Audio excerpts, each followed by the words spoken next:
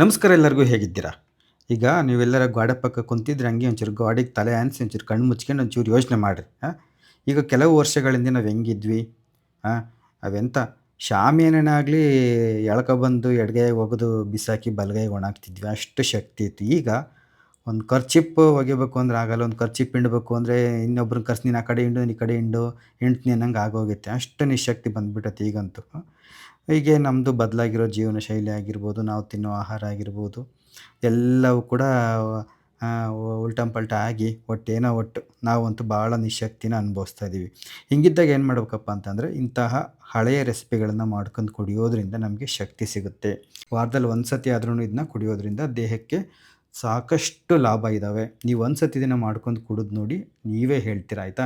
ಉದ್ದಿನ ಕಾಳಿಂದ ಹೇಗೆ ಪಾಯಸವನ್ನು ಮಾಡೋದು ಅಂತೇಳಿ ನಾನು ನಿಮಗೆ ಇವತ್ತು ತೋರಿಸ್ಕೊಡ್ತೀನಿ. ರುಚಿ ಅಂತೂ ಸಿಕ್ಕಾಪಟ್ಟೆ ಚೆನ್ನಾಗಿರುತ್ತೆ. ಸಿಕ್ಕಾಪಟ್ಟೆ ಚೆನ್ನಾಗಿ ಅಂದರೆ ರುಚಿನಲ್ಲಿ ರಾಜಿನೇ ಇಲ್ಲ ಅಂತೀವಲ್ಲ ಹಾಗೆ. ಇನ್ನೂ ಕುಡಿಬೇಕು, ಕುಡಿತಾ ಇದ್ರೆ ಯಾಕನ್ನ ಖಾಲಿ ಆಗ್ತೈತಪ್ಪ ಅಂತ ಅನ್ನಿಸ್ಬೇಕು, ಅಷ್ಟು ಚೆನ್ನಾಗಿರುತ್ತೆ. ಮಾಡೋದು ಕೂಡ ಅಷ್ಟೇ ಸರಳವಾಗಿದೆ. ಇದನ್ನು ಹೇಗೆ ಮಾಡೋದು ಅಂತೇಳಿ ಬಹಳ ಸರಳವಾದ ವಿಧಾನದಲ್ಲಿ ನಾನು ನಿಮಗೆ ತೋರಿಸ್ಕೊಡ್ತೀನಂತೆ. ಬರೀ ಇದನ್ನು ಹೆಂಗೆ ಮಾಡೋದು ನೋಡೋಣ. ನಮ್ಮ ಅಡುಗೆ ಮನೆಗೆ ಹೋಗೋಣಂತೆ. ನೋಡಿರಿ, ಯಾವುದನ್ನು ಒಂದು ಲೋಟದ ಅಳತೆ ತೊಗೊಳ್ರಿ. ನಾನಿಲ್ಲಿ ಸಣ್ಣ ಲೋಟ ತೊಗೊಂಡಿದ್ದೀನಿ, ಟೀ ಕುಡಿಯೋ ಲೋಟ. ಅದರಲ್ಲಿ 1 ಲೋಟ ಉದ್ದಿನ ಕಾಳು ತೊಗೊಂಡಿದ್ದೀನಿ.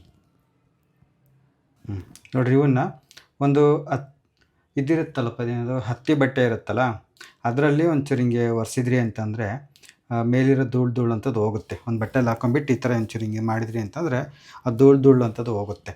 ಇಲ್ಲ ಅಂತಂದರೆ ನೀವು ತೊಳೆದು ಬಿಟ್ಟು ಬಿಸಿಲಿಗೆ ಒಣಾಕಿ ಕೂಡ ಮಾಡ್ಬೋದು. ಇವೇ ಸಣ್ಣ ಮಕ್ಕಳಿಗೆಲ್ಲ ಕೊಡ್ತಿದ್ದೀರಾ, ಬಾಣ್ತಿಯರಿಗೆಲ್ಲ ಕೊಡ್ತಿದ್ದೀರಾ ಅಂದರೆ ಒಂಚೂರು ಹಂಗೆ ಮಾಡಿರಿ.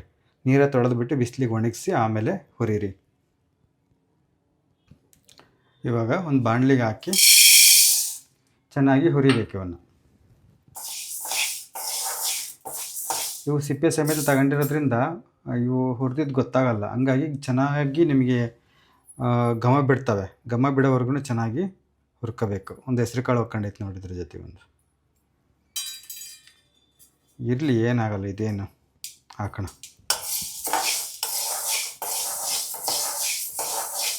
ಚೆನ್ನಾಗಿ ಹುರಿಬೇಕು ಇದನ್ನ ಆಯಿತಾ. ಇದೊಂದು ಗಮನದಲ್ಲಿರಲಿ. ನಾನು ಹೇಳಿ ಸಣ್ಣೂರಿನಲ್ಲೇ ಚೆನ್ನಾಗಿ ಘಮ ಬಿಡೋವರೆಗೂ ಹುರಿತಾ ಇದ್ದೀನಿ. ನೋಡಿರಿ, ಅದೇ ಈ ಮೇಲಿನ ಸಿಪ್ಪೆ ಅಥವಾ ಒಟ್ಟು ಅಂತ ಹೆಂಗೆ ಕರಿತೀವಿ, ಇದನ್ನು ತೆಗ್ದಿರೋದಕ್ಕಿಂತ ಈ ಒಟ್ಟಿನ ಸಮೇತ ಅಂದರೆ ಸಿಪ್ಪೆ ಸಮೇತ ಇರೋ ಉದ್ದಿನ ಕಾಳು ಭಾಳ ಪರಿಣಾಮಕಾರಿ ಅಂತ ಅಂತೀವಲ್ಲ, ಹಂಗಾಗಿ ಇವನ್ನೇ ತಗೊಂಡ್ರೆ ಉತ್ತಮ. ಆಮೇಲೆ ನೋಡಿರಿ, ಇವು ಉದ್ದಿನ ಕಾಳು ಒಂದು 3/4 ಭಾಗ ಹುರಿದಿದ್ದಾದಮೇಲೆ ನಾನಿಲ್ಲಿ 1 ಚಮಚದಷ್ಟು ಅಕ್ಕಿ ಹಾಕಿದ್ದೀನಿ. 1 ಅಥವಾ 2 ಚಮಚ, 2 ಚಮಚನೇ ತಗೋತೀನಿ. ಅಂದರೆ ನಿಮ್ಗೆ ಇದೇ ಚಮಚದಾಗೆ ಹೇಳಬೇಕು ಅಂದರೆ ಇದನ್ನೊಂದು 6 ಚಮಚ ತೊಗೊಂಡ್ರಿ ಅಂತಂದರೆ, ಉದ್ದಿನ ಕಾಳನ್ನ ಒಂದು 6 ಚಮಚ ತೊಗೊಂಡ್ರಿ ಅಂತಂದರೆ ಇದನ್ನು ಒಂದು 2 ಚಮಚ ತೊಗೊಳ್ರಿ ಅಕ್ಕಿ ಹಾಕಿದ್ಮೇಲೆ ಅಷ್ಟೇ ಚೆನ್ನಾಗಿ ಹುರಿಬೇಕು. ಈಗ ಉದ್ದಿನ ಕಾಳಿನ ಜೊತೆಗೆ ಇದನ್ನು ಚೆನ್ನಾಗಿ ಅಳಿಕೆನ ಥರ ಹುರಿಬೇಕಾಗತ್ತೆ. ನೋಡಿರಿ, ಹಾಗೆ ಒಂದು 4-5 ಮೆಂತ್ಯಕಾಳು ಇದ್ರ ಜೊತೆಗೆ ನೋಡಿರಿ, ಸಾಕು, ಇಷ್ಟೇ. ಜಾಸ್ತಿ ಬೇಡ, ಜಾಸ್ತಿ ಹಾಕಿದರೆ ವಿಷ್ಕರೀತೈತೆ ಆಮೇಲೆ ಒಂಥರ. ಹಾಗಾಗಿ ಒಂದು 5-6 ಮೆಂತ್ಯಕಾಳು ಹಾಕ್ರಿ.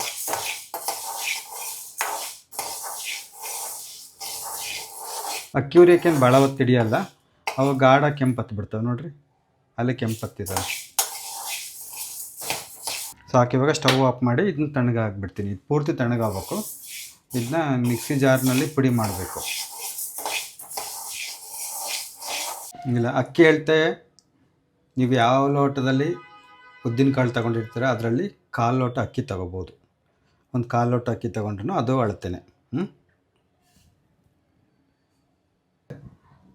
ಮೆಂತ್ಯಕಾಳಿನ ಅಳತೆ ನೋಡಬೇಕು ಹೇಳಬೇಕು ಅಂದರೆ, ನೀವು ಚಮಚದಲ್ಲಿ ಏನಾದರೂ ಉದ್ದಿನ ಕಾಳು ತಗೊಂಡಿದ್ದೀರಾ ಅಂತಂದರೆ 1 ಚಮಚ ಉದ್ದಿನ ಕಾಳಿಗೆ ಒಂದು 2 ಮೆಂತ್ಯಕಾಳು ಲೆಕ್ಕ, ಆ ಥರ ತಗೊಂಡು ಒಂದು 2 ಕಾಳು ಸಾಕು. ಭಾಳ ಆದರೆ ನಾನು ಹೇಳಿದ್ನಲ್ಲ ಒಂಥರ ವಿಷ್ಕರಿಯುತ್ತೆ ಅಂತ, ಹಂಗಾಗಿ ಇದು ಪೂರ್ತಿ ತಣ್ಣಗಾದ್ಮೇಲೆ ಪುಡಿ ಮಾಡಬೇಕು. ನೋಡಿರಿ, ಇವಾಗ ಪೂರ್ತಿ ತಣ್ಣಗಾಗಿತ್ತಿದ್ದು. ಈ ಪೂರ್ತಿ ತಣ್ಣಗಾದ್ಮೇಲೆ ಮಿಕ್ಸಿ ಜಾರಿಗೆ ತಗೊಂಡು ಪುಡಿ ಮಾಡ್ಕೊಂಬರ್ಬೇಕು, ಆಯಿತಾ. ಹಂಗೇನೆ ಇದಕ್ಕೆ ಒಂದು 3 ಏಲಕ್ಕಿನೂ ಹಾಕ್ಕೊಂಬಿಡ್ರಿ, ಸುಲಭ ಆಗುತ್ತೆ. ಮಿಕ್ಸಿ ಹಾಕೋಣ ಇವಾಗ.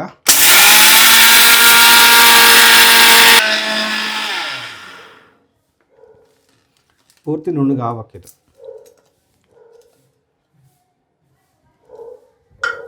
ಒಂದ್ಸತಿ ಹಿಂಗೆ ಇದು ಮಾಡಿರಿ.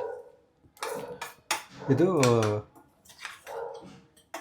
ಸಿಪ್ಪೆ ಸಮೇತ ತಗೊಂಡಿರೋದ್ರಿಂದ ಒಂಚೂರು ಕಪ್ಪಗೆ ಅನಿಸುತ್ತೆ, ಏನೂ ತೊಂದರೆ ಇಲ್ಲ, ಆರೋಗ್ಯಕ್ಕೆ ಇದೇ ಒಳ್ಳೇದಲ್ವ. ಹಂಗಾಗಿ ಏನಾದರೂ ಇದು ನೋಡಿರಿ ಭಾಳ ಕಾಳಂಗಿತ್ತು ನುಣ್ಣಗಾಗ್ತಿಲ್ಲ ಅನ್ನೋದಾದರೆ ನೀವು ಜಲ್ದಿ ಹಿಡಿಬೇಕಾಗುತ್ತೆ, ಆಯಿತಾ. ಇಲ್ಲಪ್ಪ ಚೆನ್ನಾಗಿ ನುಣ್ಣಗಾಗಿತ್ತು ಅಂದರೆ ಜಲ್ದಿ ಹಿಡಿಯೋದೇನು ಬೇಡ. ನೋಡಿರಿ ಇದನ್ನು ಇನ್ನೊಂದ್ಸತಿ ನುಣ್ಣಗೆ ಮಾಡ್ಕೊತೀನಿ. ಎಷ್ಟು ಸಾಧ್ಯನೋ ಅಷ್ಟು ನುಣ್ಣಗೆ ರುಬ್ಕೊಳ್ರಿ. ಇದೇನು ಪೂರ್ತಿ ನುಣ್ಣಗಾಗಲ್ಲ, ನೀವು ಎಷ್ಟೊತ್ತು ಹಾಕಿರೂ. ಒಟ್ಟು 99.9 ಅಂತೀವಲ್ಲ ಹಂಗೆ.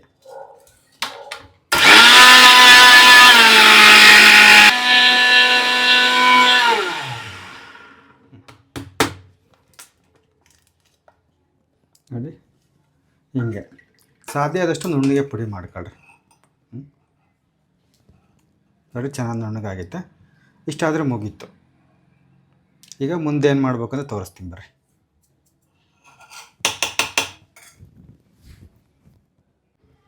ಇವಾಗ ಒಲೆ ಮೇಲೆ ಒಂದು ಸ್ಟೀಲಿನ ಚಿರಕ್ಲಿಟ್ಟು ನಾನಿಲ್ಲಿ 1 ಲೋಟ ನೀರು ತಗೊಂಡಿದ್ದೀನಿ. ಇವಾಗ ಸ್ಟವ್ ಹಚ್ಚಿರಿ. ಹಾಗೆಯೇ ಪಕ್ಕದ ಒಲೆ ಮೇಲೆ ಸಿಹಿಗೆ ಎಷ್ಟು ಬೇಕಷ್ಟು ಬೆಲ್ಲ ತಗೊಂಡಿದ್ದೀನಿ. ಬೆಲ್ಲ ಒಂಚೂರು ಹೆಚ್ಚು ಕಡಿಮೆ ಆಗುತ್ತೆ, ನಿಮಗೆ ಸಿಹಿಗೆ ಅನುಗುಣವಾಗಿ ನೀವು ಬೆಲ್ಲ ತಗೊಳ್ರಿ. ಸ್ವಲ್ಪ ಜಾಸ್ತಿನೇ ಕರಗಿಸಿಟ್ಕೊಳ್ರಿ, ಹೆಚ್ಚು ಕಡಿಮೆ ಹಾಕೋವಂತ್ರಿ. ಇಲ್ಲಿ ಪಕ್ಕದ ಒಲೆ ಹಚ್ಚಿ ಅದನ್ನು ಕರಗಾಕಿಟ್ಟಿದ್ದೀನಿ. ಈ ನೀರು ಬಿಸಿ ಆಗಲಿ. ಇವಾಗ ನೋಡಿರಿ, ಇಲ್ಲಿ ಪುಡಿ ಮಾಡಿ ಇಟ್ಕೊಂಡಿದ್ದೀನಲ್ಲ, ಇದನ್ನು ಒಂದು ಗಾಜಿಂದು ಶೀಶಕ್ಕೆ ಹಾಕಿ ಇಟ್ಕೊಂಡ್ರಿ ಅಂತಂದರೆ ನೀವೇನೋ ಒಂದು 2 ತಿಂಗಳು ತನಕನೂ ಬಳಸ್ಬೋದು, ಏನೂ ಆಗೋದಿಲ್ಲ. ಇದು ನಾನು ಇಲ್ಲಿ ಏನು ಮಾಡ್ತೀನಿ, ಅಷ್ಟು ಮಾಡ್ತಿಲ್ಲ. ನನಗೆ ಒಬ್ಬನಿಗೆ 1 ಲೋಟ ಬೇಕಾಗಿರೋದ್ರಿಂದ 1 ಲೋಟಕ್ಕೆ ಸರಿಯಾಗಿ ಮಾಡ್ಕೊತೀನಿ. ನಿಮಗೆ ಜಾಸ್ತಿ ಬೇಕನ್ನೋದ್ರೆ ಜಾಸ್ತಿ ಹಾಕೊಳ್ರಿ. ನೋಡಿರಿ, ಒಂದು 2 ಚಮಚ ಈ ಒಂದು ಹಿಟ್ಟನ್ನು ಇದಕ್ಕೊಂದು ಲೋಟಕ್ಕೆ ಹಾಕೋತಾ ಇದ್ದೀನಿ, ಆಯಿತಾ. 1 2 ಚಮಚ.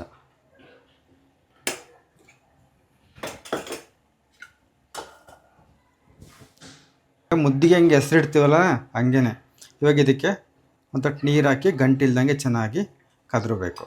ನಾವು ರಾಗಿ ಮುದ್ದೆ ಮಾಡೋಕ್ಕೆ ಹೆಸರಿಡ್ತೀವಲ್ಲ ಹಂಗೆ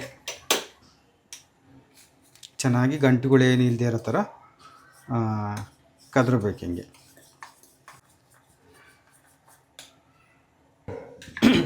ಈಗಲ್ರಿ ಹಿಂಗೆ ಗಂಟಿಲ್ದಂಗೆ ಚೆನ್ನಾಗಿ ಕಲಿಸ್ಬೇಕು. ನಿಮಗೆ ಒಂಚೂರು ಕಷ್ಟ ಆಗುತ್ತೆ ಅಂದರೆ ಏನು ಮಾಡ್ತೀನಿ, ಒಂದು ದೊಡ್ಡದು ಬಟ್ಲು ತಗೊಂಡು ಸ್ವಲ್ಪ ನೀರು ಹಾಕ್ಕೊಂಡು ಮೊದಲು ಕಲಿಸ್ಬಿಟ್ರಿ, ಆಯ್ತಾ. ಇದು ಸ್ವಲ್ಪ ಉದ್ದಿನ ಕಾಳು ಆಗಿರೋದ್ರಿಂದ ಹೆಂಗೋ ಸ್ವಲ್ಪ ಲೋಳೆ ಅನಿಸುತ್ತಲ್ಲ, ನಿಮಗೆ ಏನಾರು ಗಂಟು ಅನ್ನಿಸ್ತಾ ಇತ್ತು ಅಂದರೆ ಸ್ವಲ್ಪ ನೀರು ಹಾಕೊಂಡು ಕಲಸಿ ಆಮೇಲೆ ಇನ್ನು ಸ್ವಲ್ಪ ಜಾಸ್ತಿ ನೀರು ಹಾಕ್ಕೊಂಡು ಈ ಒಂದು ಹದಕ್ಕೆ ಇದು ರೆಡಿ ಮಾಡ್ಕೋಬೇಕು ನೀವು. ಈಗ ನೀರು ಕುದೀತಾ ಇತ್ತಲ್ಲ, ಇವಾಗ ಇದನ್ನು ಇದಕ್ಕೆ ಹಾಕಬೇಕು. ಇದಕ್ಕೆ ಹಾಕೋಣ ನೋಡಿರಿ, ಇದಕ್ಕೆ ಹಾಕ್ರಿ.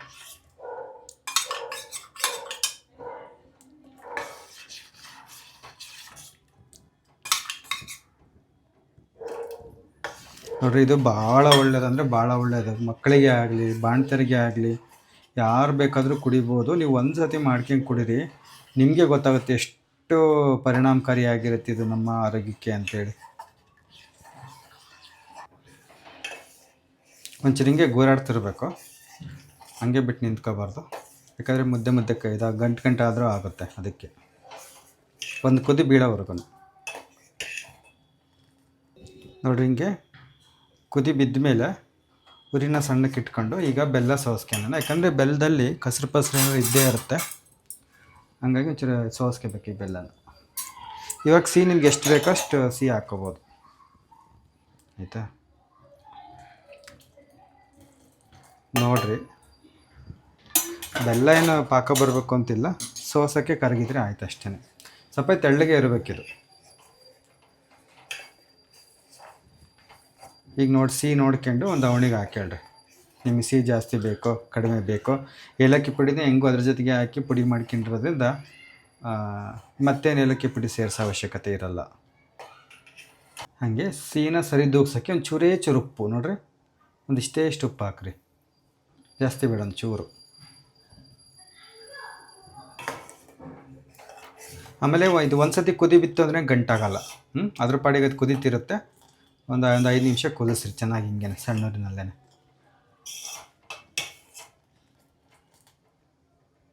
ಹಾಗೆ ಅದಕ್ಕೆ ಒಂಚೂರು ಒಣ ಕೊಬ್ಬರಿ ತುರಿದು ಹಾಕ್ತೀನಿ. ಒಣ ಕೊಬ್ಬರಿ ಇಲ್ಲ ಅಂತಂದರೆ ನೀವು ಬರೀ ಇದು ಹಸಿ ಕಾಯಿ ಇರುತ್ತಲ್ಲ ತೆಂಗಿನಕಾಯಿ, ಅದನ್ನು ತುರಿದ್ಬಿಟ್ಟು ಹಾಕ್ಬೋದು, ಏನೂ ತೊಂದರೆ ಇಲ್ಲ. ಆಮೇಲೆ ನಿಮ್ಗೆ ಬೇಕಾಗಿರೋ ಡ್ರೈ ಫ್ರೂಟ್ಸ್ ಯಾವನ್ನ ಹಾಕ್ಬೋದು, ದ್ರಾಕ್ಷಿ, ಗೋಡಂಬಿ, ಬಾದಾಮಿ, ಪಿಸ್ತಾ ಅವು ಏನಿದೆ ಏನು ಬೇಕಾದ್ರೂ ತುಪ್ಪದಲ್ಲಿ ಹುರಿದು ಹಾಕಿದರೆ ಅದೂ ಒಳ್ಳೆಯದೇ. ಸ್ವಲ್ಪ ಒಣ ಕೊಬ್ಬರಿನ ಹಾಕ್ತಾಯಿದ್ದೀನಿ.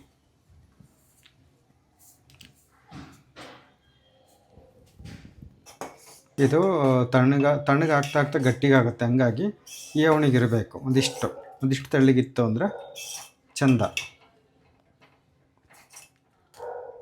ನೋಡಿರಿ, ಈ ಒಂದು ಹದಕ್ಕೆ ಬಂದಮೇಲೆ ಒಂದಿಷ್ಟು ಮಂದ ಆದಮೇಲೆ ನಾನು ಇವಾಗ ಸ್ಟವ್ ಆಫ್ ಮಾಡ್ತೀನಿ. ಸಾಕಿಷ್ಟು. ನೋಡಿರಿ, ಈಗ ಹಿಂಗೆ ನೀವು ಪುಡಿ ಮಾಡಿ ಇಟ್ಕೊಂಡು ಯಾವಾಗ ಬೇಕು ಅವಾಗ ನಿಮ್ಗೆ ಎಷ್ಟು ಬೇಕೋ ಎಷ್ಟು ಲೋಟ ಬೇಕೋ ಅಷ್ಟು ಲೋಟ ಮಾಡ್ಕೊಂಡು ಕುಡಿಬೋದು. ದೊಡ್ಡವ್ರಿಗೂ ಒಳ್ಳೆಯದು, ಮಕ್ಕಳಿಗೂ ಒಳ್ಳೆಯದು, ಎಲ್ಲರಿಗೂ ಒಳ್ಳೆಯದಪ್ಪ. ನೀವು ಒಂದಿನ ಮಾಡ್ಕೊಂಡು ಕುಡೀರಿ, ನಿಮಗೆ ಗೊತ್ತಾಗುತ್ತೆ. ಅವತ್ತೇನೋ ಒಂಥರ ದೇಹಕ್ಕೆ ಕಸು ಸಿಕ್ಕಂಗಾಗುತ್ತೆ, ಏನೋ ಚೈತನ್ಯ ಸಿಕ್ಕಂಗಾಗುತ್ತೆ, ಏನೋ ಇನ್ನೂ ಕೆಲಸ ಮಾಡಬೇಕು ಅನ್ನೋ ಹುಮ್ಮಸ್ಸು ಬಂದಂಗಾಗುತ್ತೆ. ಅಷ್ಟು ಚೆನ್ನಾಗಿರುತ್ತೆ. ಇದು ನಾನು ಹೇಳ್ತಿರೋದಲ್ಲ, ನಮ್ಮ ಹಿರಿಯರು ಹೇಳಿದ್ದು. ನಿಮ್ಮ ಅನುಭವಕ್ಕೆ ಅವತ್ತೇ ಬರುತ್ತೆ. ನೀವು ಇವತ್ತೇನಾದ್ರು ಇದೊಂದು ಪಾಯಸ ಮಾಡ್ಕೊಂಡು ಕುಡಿದ್ರಿ ಅಂದರೆ ಇವತ್ತೇ ಗೊತ್ತಾಗುತ್ತೆ ನಿಮಗೆ, ಏನೋ ಒಂಥರ ಶಕ್ತಿ ಬಂದಂಗೆ ಆಗಿರೋದು, ಗೊತ್ತಾಯ್ತಾ? ಅಷ್ಟೇನೇನಿಲ್ಲ. ಇದನ್ನು ವಿಶೇಷವಾಗಿ ಬಾಣಂತಿಯರಿಗೆ ಕೊಡ್ತಾರೆ. ಮಕ್ಳುಗಳಿಗೂ ಕೂಡ ಒಳ್ಳೆಯದು. ಈಗ ಆಲಸ್ಯ ಇರುತ್ತೆ, ನಿಶ್ಶಕ್ತಿ ಇರುತ್ತೆ, ಸ್ವಲ್ಪ ಸೊಂಟ ನೋವು, ಬೆನ್ನು ನೋವು, ಮಂಡಿ ನೋವು ಅಂತಿರ್ತಾರಲ್ಲ ಅವರಿಗೆ ಒಳ್ಳೆಯದು. ನಾವೇ ಇದನ್ನೇ ದಿನ 3 ಹೊತ್ತು ಕುಡಿಯಲ್ವಲ್ಲ, ಅಪರೂಪಕ್ಕೆ ಮಾಡ್ಕೊಂಡು ಕುಡಿಯೋದ್ರಿಂದ ದೇಹಕ್ಕೆ ಒಳ್ಳೆಯದೇ, ಗೊತ್ತಾಯ್ತಾ? ನಿಮಗೇನಾದರೂ ಈ ಒಂದು ರೆಸಿಪಿ ಇಷ್ಟ ಆಗಿತ್ತು ಅಂತಂದರೆ ನೀವು ಮಾಡ್ಕೊಂಡು ಕುಡಿದ್ಬಿಟ್ಟು ಹೇಗಿತ್ತು ಅಂತ ಹೇಳ್ರಿ, ಆಯಿತಾ? ನಿಮ್ಮ ಮನೇಲಿ ಮಕ್ಕಳಿಗೂ ಕೂಡ ಇದನ್ನು ಮಾಡಿಕೊಡಿ, ಆಯಿತಾ? ಯಾವುದಾದ್ರೂ ಒಂದು ರೂಪದಲ್ಲಿ ಉದ್ದನ್ನು ಸೇವಿಸಬೇಕು ಅಂತ ಹೇಳ್ತಾರೆ ಆಗಾಗ. ಹಂಗಂತೇಳಿ ತಡೆ ಇಲ್ಲ ನಮ್ಮ ಮನೆಗೆ ಒಂದು 4 ಉದ್ದನಡೆ ಕಟ್ಸ್ಕೊಂಬರಕ್ಕೆ ಹೇಳ್ತೀನಿ ಅಂತ ಫೋನ್ ತಗೋಬೇಡ್ರಿ. ಎಣ್ಣೆ ಕರ್ದಿದ್ದಕ್ಕಿಂತ ಇಂಥ ರೆಸಿಪಿಗಳನ್ನ ಮಾಡ್ಕೊಂಡು ತಿಂದರೆ ಆರೋಗ್ಯಕ್ಕೆ ಒಳ್ಳೆಯದು. ಏನು? ಸರಿ, ಆಯಿತು. ನಾನು ನಿಮ್ಮನ್ನು ಮುಂದಿನ ವಿಡಿಯೋದಲ್ಲಿ ಭೇಟಿ ಮಾಡ್ತೀನಂತೆ. ವಿಡಿಯೋ ನೋಡಿದ್ದಕ್ಕಾಗಿ ಎಲ್ಲರಿಗೂ ಕೂಡ ತುಂಬ ತುಂಬ ತುಂಬ ಧನ್ಯವಾದಗಳು. ಟಾಟಾ, ಬಾಯ್ ಬಾಯ್.